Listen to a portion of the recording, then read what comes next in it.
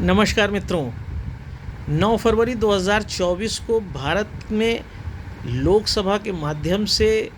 The public examination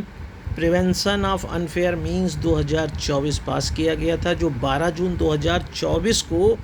एक विधिवत कानून के रूप में पूरे देश में लागू हो गया। 19 धाराओं और 6 चैप्टर में बटा हुआ यह कानून कम से कम उन युवा लोगों के लिए बहुत बड़ी सुख की बात है, एक अच्छे भविष्य की कल्पना की बात है कि वह इस देश के कर्णधार बनने में अपनी प्रतिभा के माध्यम से, चाहे रेलवे की सर्विस हो, चाहे बैंकिंग की हो, चाहे डॉक्टरी की हो, चाहे इंजीनियरिंग की हो, ऐसी तमाम सर्विसेज को न सिर्फ समय से दे पाएंगे बल्कि जल्दी से जल्दी अपनी प्रतिभा का प्रदर्शन करके बिना किसी अनफेयर मीन्स की बाधा के सफलतापूर्वक देश को अपनी सेवा दे पाएंगे। जैसा कि आप और हम सभी देख रहे हैं कि जिस तरीके से बहुत कड़ी सुरक्षा होते हुए भी नेशनल टेस्टिंग एजेंसी जैसी संस्था बनने के बाद भी नेपोटिज्म को समाप्त करने के लिए छोटे छोटे एग्ज़ाम के द्वारा एग्ज़ाम कंडक्ट कराने की बाधाओं को दूर करने के लिए एनटीए जैसी एजेंसी की स्थापना के बाद भी जिस तरीके से एग्ज़ामिनेशन देने के बाद पता चलता है कि पेपर तो लीक हो चुका है, पेपर तो पहले से आउट था, पेपर तो सभी के हाथ में पहुंच चुका था, कम से कम यह उन लोगों के लिए तो बहुत वेदना का विषय है जो अपने परिवार के लिए, अपने स्वयं के भविष्य के लिए दिन रात कड़ी मेहनत करके एग्ज़ामिनेशन देते हैं और फिर उन्हें पता चलता है कि पेपर लीक हो गया है। पेपर लीक होने के बाद फिर उसकी जांच होना, फिर से एग्ज़ाम होना, इसमें ना सिर्फ एक मेहनत करने वाला बच्चा तनाव में जीता है, निराशा में जीता है, बल्कि फिर उसे संसाधनों के साथ बड़ी मशक्क़त करनी पड़ती है क्योंकि उसे फिर से एग्ज़ामिनेशन देना होगा। और यह सारी बातें न हों इसलिए भारत सरकार ने यह कानून the public examination prevention of unfair means 2024 लागू किया है। जैसा कि आप जानते हैं कि धारा 1 में, धारा 2 की बात में कहाँ क्या क्या इसका विस्तार होगा, किस शब्द का क्या मतलब होगा, लेकिन सबसे महत्वपूर्ण बात है कि धारा 3 में बताया गया है कि अनफेयर मीन्स का मतलब क्या होगा। और वह आपको और हमें सभी को पता है कि कोई भी व्यक्ति जो एग्ज़ामिनेशन देने गया है तो भले ही वो पेपर लीक कर दिया गया हो, उसने अपने साथ कोई ऐसा सामान रखा हो, उसने डिजिटल माध्यम से पेपर को लीक कर दिया हो, उसने अपनी सीट बदल लिया हो जो उसे असाइंड हो, या फिर पेपर बदल दिया गया हो, या फिर वह ज़बरदस्ती प्रीमाइस में घुसा हो, या फिर उसने किसी को धमकी दिया हो, या किसी के साथ उसने चीटिंग किया हो, ऐसी तमाम सी बातों को अब पेपर लीक से जोड़कर देखा गया है। लेकिन सबसे महत्वपूर्ण बात यह है कि इस कानून में जो धारा 9 है, धारा 10 है, धारा 11 है, जिसके माध्यम से इस पेपर लीक का दारोमदार चलेगा, वह यह है कि धारा 9 में यह है कि ये कॉग्निजेबल ऑफेंस होगा, मतलब संज्ञेय अपराध होगा, इसमें जमानत नहीं हो सकेगी। और धारा 10 में यह बताया गया है कि अगर कोई व्यक्ति, एक व्यक्ति विशेष के द्वारा इस तरह का पेपर लीक या अनफेयर मीन्स का काम किया जाता है तो उसे न्यूनतम 3 साल की सज़ा, अधिकतम 5 साल की सज़ा और 10 लाख का जुर्माना होगा। लेकिन अगर यही चीज़ सर्विस प्रोवाइडर के द्वारा की गई है तो उसे न्यूनतम 5 साल की सज़ा और अधिकतम 10 साल की सज़ा होगी। जुर्माना 1 करोड़ रुपए का होगा क्योंकि वो सर्विस प्रोवाइडर है, उसने अपने सेंटर पे एग्ज़ाम कराया है और उस सब को वसूलने के लिए 1 करोड़ का जुर्माना होगा। इसके साथ साथ वह सेंटर 4 साल के लिए डिबार किया जा सकता है। इसके अलावा धारा 11 में दिया है कि हो सकता है यह ऑर्गेनाइज्ड क्राइम के रूप में किया जा रहा हो, पर्सन भी इन्वॉल्व हो, सर्विस प्रोवाइडर भी इन्वॉल्व हो और जो अथॉरिटीज़ सरकारी काम करा रही हैं वो सब ने मिलकर पेपर आउट कराने में मदद किया हो, तो ऐसे समय पर भी न्यूनतम 5 साल की सज़ा और अधिकतम 10 साल की सज़ा 1 करोड़ का जुर्माना होगा। मुद्दा यह है कि इस तरह के जुर्माने की बात करके या इस तरह 3 साल की सज़ा के आधार पर या रुपए के जुर्माने के आधार पर उन बच्चों के भविष्य को कैसे वापस किया जाएगा, समय को कैसे वापस किया जाएगा जो इस पेपर लीक के कारण ख़राब हुआ है। पूरे जितना भी मैंने पढ़ा उसमें कहीं पर भी 19 धाराओं में यह नहीं है कि जो लोग इससे पीड़ित हैं उनके लिए क्या राहत हुई। केवल फिर से एग्ज़ाम कराने पर उनका जो समय नष्ट हो गया, उन्हें चाहे नौकरी पाने की हो, चाहे डॉक्टरी या इंजीनियरिंग पढ़ने की हो, उससे उनका जो काल बढ़ गया, समय बढ़ गया, उसको कैसे कंपनसेट किया जाएगा। क्योंकि हम जानते हैं कि हमारे देश में नौकरी की एक निश्चित आयु है और नौकरी करने की भी एक निश्चित आयु है। उस दोनों बातों में जिन लोगों का इस पेपर लीक के कारण समय बर्बाद हो जाएगा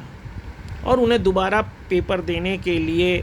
कहा जाएगा, तो वो जो विंडो पीरियड है जब पेपर लीक हुआ और दोबारा जो पेपर हुआ, उसके कारण जो समय बर्बाद हुआ है,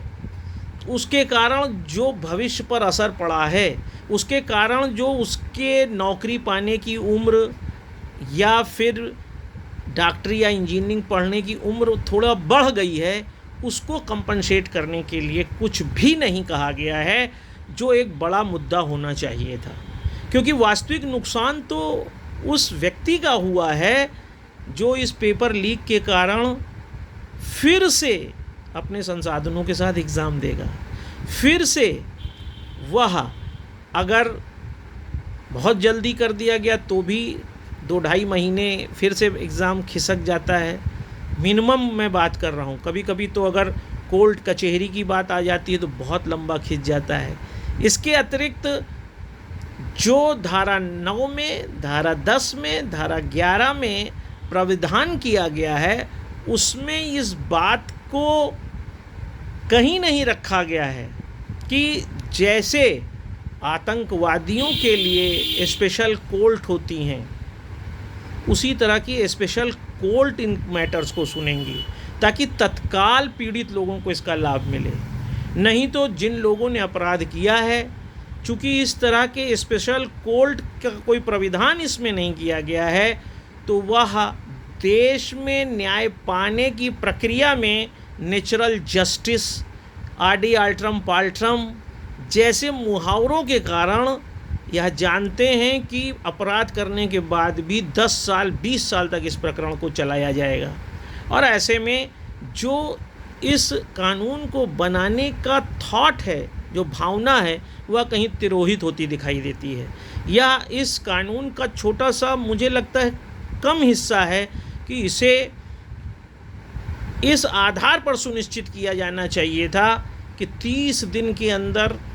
इसे रैपिड एक्शन के तहत स्पेशल कोर्ट में निर्णय दिया जाएगा। और जिन लोगों का इस पेपर लीक के कारण नुकसान हुआ है, लोगों का तात्पर्य है जिन बच्चों ने अपने प्रतियोगी परीक्षाओं के कारण अपने उस समय का नुकसान किया, उस समय की भरपाई के लिए क्या उन्हें नौकरियों में अतिरिक्त समय दिया जाएगा, उनका रिटायरमेंट की उम्र बढ़ाई जाएगी, या फिर उन्हें कोई मॉनेटरी गेन दिया जाएगा। इन सारी बातों पर भी हमको, आपको, सभी को विचार करना चाहिए। क्योंकि एक बार एग्ज़ामिनेशन की तैयारी करने के बाद जब कोई बच्चा एग्ज़ाम देने जाता है तो वह इस आशा से जाता है कि अब वह एक अच्छे भविष्य के लिए निकल रहा है। लेकिन जब वह सुनता है कि जिस एग्ज़ामिनेशन को उसने दिया था और जिसमें वह आशा करता था कि बहुत बेहतरीन उसका पेपर हुआ है और वह अच्छे परिणाम लाएगा, उसे पता चलता है कि दूसरे ही दिन सुबह उसका पेपर लीक हो गया है, पेपर लीक होने के कारण रद्द हो गया है। तो ऐसे समय में जब वह एक मानसिक अवसाद की ओर बढ़ता है, निराशा की ओर जब बढ़ता है, तो वह एक बहुत कठिन समय होता है। ऐसे समय में उस क्राइसिस मैनेजमेंट के लिए इस कानून में कहीं कुछ नहीं कहा गया है। एक जो विंडो पीरियड वो क्राइसिस टाइम का होगा, उससे वह बच्चा कैसे उभरेगा, कहना आसान है तुरंत एग्ज़ाम कराना, लेकिन वह बच्चा जो मेहनत करके गया है वह तुरंत उस एग्ज़ामिनेशन को, जबकि वो जानता है वह ना उसने नकल किया है, ना चीटिंग किया है, ना अनफेयर मीन्स किया, वह बिल्कुल सही था। सर्विस प्रोवाइडर किसी एक पर्सन या किसी अथॉरिटी के कारण उसको जो भोगना पड़ा है, जो इफ़ेक्टेड हुआ है, वो उसके कारण जो मेंटल ट्रॉमा से होकर वो गुजरा है, उसमें वह सामान्य स्थिति में फिर एग्ज़ाम कैसे दे पाएगा, इस पर वह कोई बात नहीं की गई। यह बात इस कानून में कहीं होनी चाहिए थी कि अगर इस तरह के लीक पेपर हैं तो कम से कम यह समय रखा जाएगा कि 3 महीने बाद ही एग्ज़ाम होगा, या फिर तत्काल एग्ज़ामिनेशन कराया जाएगा, ताकि वह बच्चा अपने जिस कंडीशनिंग में तैयारी के था उसमें उसका फ़ायदा लेते हुए एग्ज़ामिनेशन दे सके। लेकिन ऐसी इन सारी बातों का अभाव है। लेकिन मुझे लगा कि आपको यह जानना चाहिए कि यह कानून जो बना कब बना है, इसका नाम क्या है। The public examination prevention of unfair means 2024 इसका नाम है। 12 जून से यह प्रभावी हो गया है। 9 फरवरी 2024 को यह लागू हुआ था, लोकसभा में पास हो गया था वहाँ पर। और आपको यह पता होना चाहिए कि अनफेयर मीन्स का मतलब क्या है, जो धारा 3 में विस्तार से बताया गया है। इसमें सज़ा क्या होगी, लेकिन उस सज़ा के कारण जो विक्टिम ऑफ सर्कमस्टेंसेस हैं, जो परिस्थितियों के पीड़ित लोग हैं, जिनकी कोई गलती नहीं थी, जो गेहूं के साथ घुन की तरह पिस गए हैं, उनके लिए यह कानून बिल्कुल खामोश है। उनके कंपेंसेशन की कोई बात नहीं है, उनको उस ट्रॉमा से बाहर निकालने की कोई बात नहीं है। यहाँ तक कि जो उनका समय बर्बाद होगा वह कहीं ना कहीं उनकी नौकरी में, उनकी पढ़ाई में उनके समय को बढ़ाएगा। उस समय को कैसे कंपनसेट किया जाएगा, इसके लिए कुछ नहीं है। ये भी नहीं है कि जिन लोगों ने इस तरह के अपराध किए हैं, जघन्य अपराध किए, कॉग्निजेबल ऑफेंस, उनके लिए स्पेशल कोर्ट का प्राविधान क्यों नहीं हुआ। ये सारी बातें आप भी समझ सकें, सोचें। इसलिए अखिल भारतीय अधिकार संगठन की तरफ से मैं आलोक चांटिया इस एक्ट पर एक संक्षिप्त सी बात लेकर आपके साथ हूँ, और यह समझता हूँ कि आप इस पर कमेंट ज़रूर करेंगे, क्योंकि मुद्दा यह है, हम अक्सर कहते हैं कि इस देश का भविष्य आने वाली पीढ़ियों पर है। भारत वह देश है जहाँ पर सबसे ज़्यादा युवा रहते हैं। आने वाले समय में पूरा विश्व भारत के आगे इसलिए झुकेगा क्योंकि यहाँ का युवा सबसे ज़्यादा होगा। लेकिन जब उस युवा का भविष्य ही अंधेरे की तरफ जा रहा है,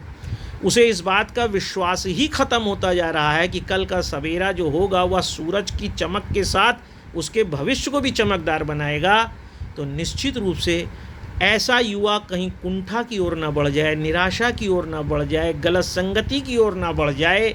आक्रोश की तरफ ना बढ़ जाए, असामाजिक ना हो जाए। इस पर भी विचार होना चाहिए। इसलिए मैंने आपके सामने वीडियो छोटा सा बनाया है। इसको दूर तक ले जाइए, ताकि देश के निर्माण में हम भारतीय संविधान के मूल कर्तव्यों के प्रकाश में अपने कर्तव्य के साथ राष्ट्र निर्माण के इस तथ्य पर एक सकारात्मक बहस कर सकें और ज़्यादा से ज़्यादा बेहतर स्थितियां बनाकर सरकार को इस बात के लिए प्रेरित कर सकें कि युवाओं का भविष्य तभी सही है जब उनके भविष्य, उनके समय और उनको होने वाले नुकसान पर भी ध्यान दिया जाए। आशा है यह वीडियो आप दूर तक इसलिए ले जाएंगे ताकि मैं भी जान सकूं कि कमेंट्स में और अधिक क्या करना है। नमस्कार।